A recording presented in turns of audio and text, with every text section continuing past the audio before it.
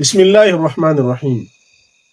تاسو به د ډیرو خلکو نو ورېدلی وي مونږ ته موز په قرآن کریم کې وښایي. دا مونږ چې 15 وخته موز کو په امام پسې په جمع باندې موز کو، د دین علاوه مونږ 19 رکعاتونه د فرض د ورځې کو.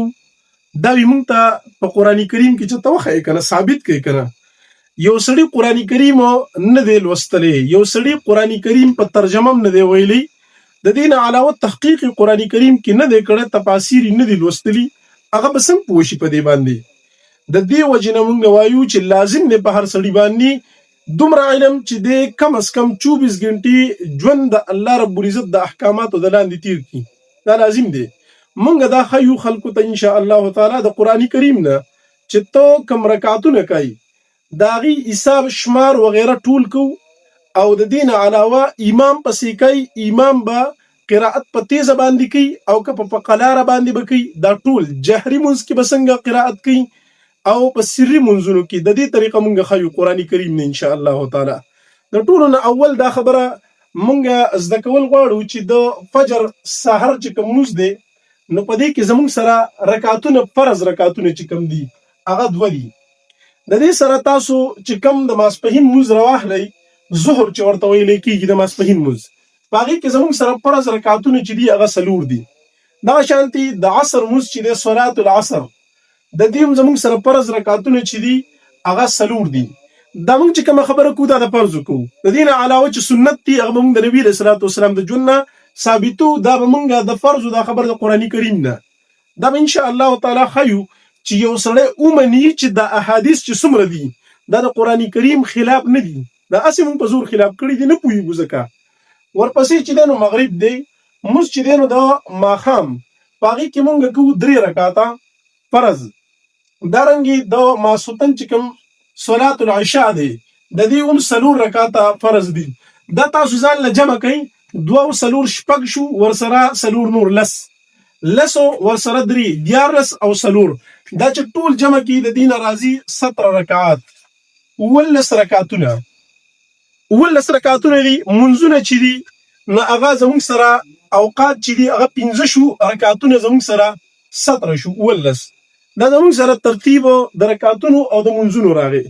اوس راځئ دا خبره لږه نوره ډیفاین کوو تفصیل سره. ګورئ مونږ چې قرآن کریم لولو، صلوات لفظ قرآن کریم کې راغلی دی 15 پیرې، 5 مرات، 15 پیرې، 15 دفعې چې دی نو هغه زموږ سره صلوات لفظ راغلی دی قرآن کریم کې.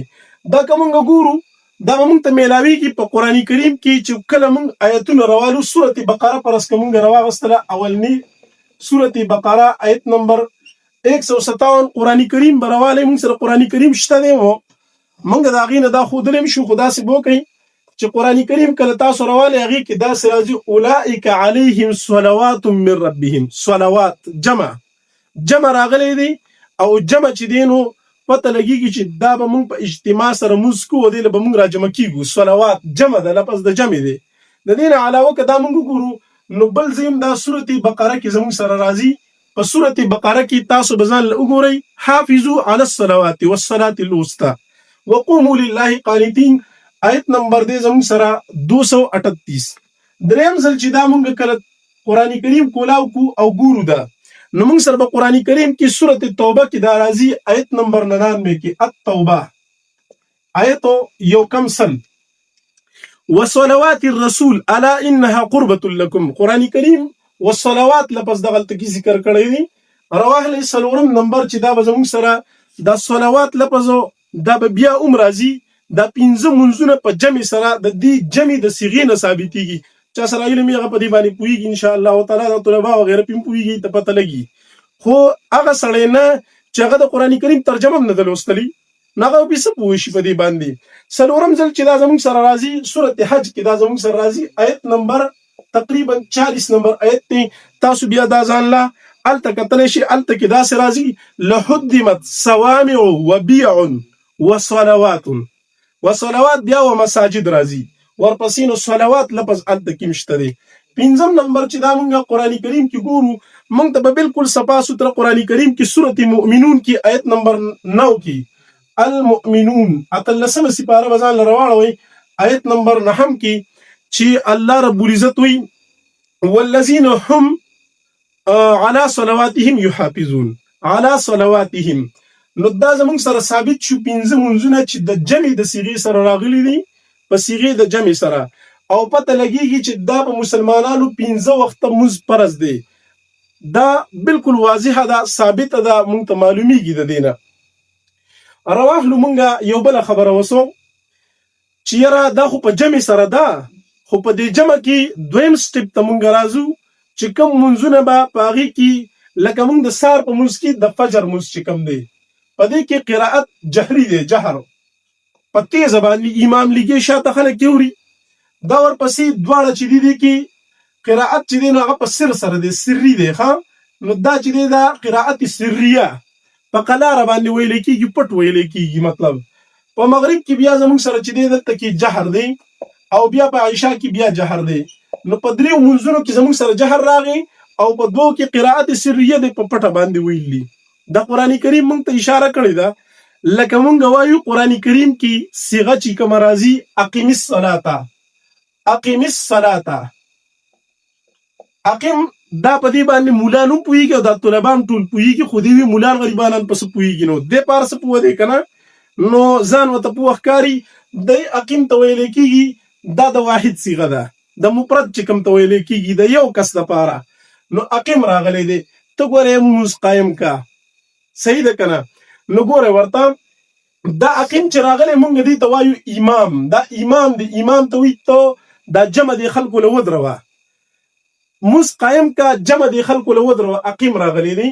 قران کریم کې دو آیاتونه چې راغلي هغه کې اقیم الصلاه راغلی دی، او درې چې راغلي پاغي کې واقیم الصلاه راغلي. آیاتونه ان شاء الله تعالی نشاندهی کومه چې واقیم الصلاه په و سره کم ځای راغلی دی، او صرف اقیم الصلاه کم ځای راغلی دی. په و سره چې راغلی دی نو موږ ټول وایو د عربی قاعده ده چې زیادت د الفاظ دلالت په زیادت د معنا باندې کوي.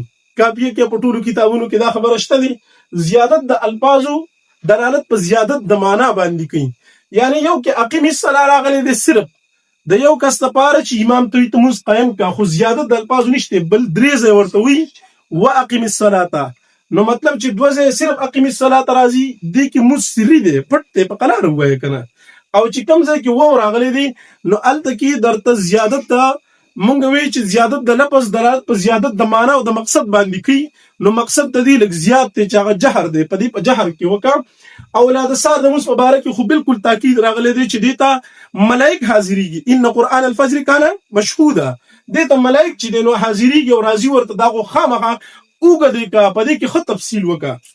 نو ګورئ زموږ سره چې دا اقیم الصلاه راغلی دی اولنی ځل باندې، نو دا زموږ سره په سورته هود کې راغلی دی. سورته هود آیت نمبر زموږ سره چې دینو 114 به تاسو ځان راوړل، آیت نمبر 114 د سورته هود الته کې دا سره راځي واقیم الصلاه، واقیم الصلاه طرفي النهار وزلفا من الليل. دا آیت الته کې راځي. د دین علاوه چې صرف اقیم الصلاه راغلی دی امون سره سورته اسراء کې الاسراء، سورته بنی اسرائیل چې ورته ویل کېږي، سورته اسراء بنی اسرائیل 15 سپاره کې دا زموږ سره راغلی دی. او آیت نمبر به الته کې ځان له وګوره 78 دی. نو یو ځل زموږ سره اقیم الصلاه راغی، او بل ځل چې زموږ سره واقیم الصلاه راغی. په دریم ځل باندې دا خو د سار مو ثابت شو، دا مثال په تور زموږ سره ثابت شو د ماسپهین موز، پاتې د مازیګر دی کنه چې سری تلاوت پاغي کې په پټه باندې کول دي.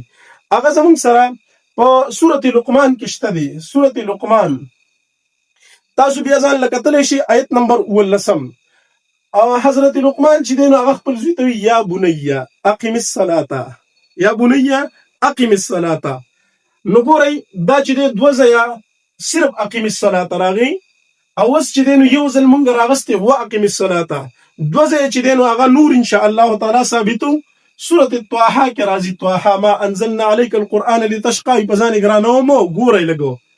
الله رب العزت دا تذکره ده دا هغه چا د پاره لمن یخشا چې یریږي د الله نه، او دا نازل کړی دی تنزیلا ممن خلق الارض والسماوات العلا. دا لوی ذات الرحمن على العرش استوى، دا لوی ذات را نازل کړی دی. دا قتل غواړي. نو سورة طه بزان له وګورئ آیت نمبر 14 الله رب العزت وی انني انا الله لا اله الا انا فاعبدني واقم الصلاه لذکری واقم الصلاه لذکری. دویم ځل چې دینو دا راغی گویا چې د دینه ثابت شو د ماښام مونځ ټیک شو کنه. او په دې کې قرائت په جهر سره وو په کې سیواګړی راغلی دی.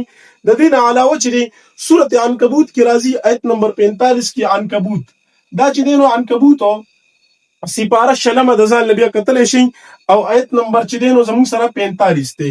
په دې کې آیت داسې راځي واقم الصلاه واقم الصلاه بیا ځان لکتلې شي ان شاء الله تعالی.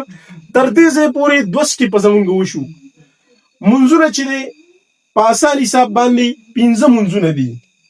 وس خبره به زمونږ د رکعاتونو پاتې کیږي.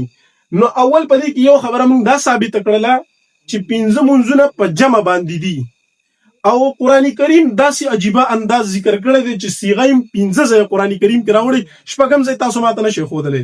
کچا پیدا کړی ان شاء الله زه بوله انعام ورکوم ځکه چې دا زما خپل تحقیق دی.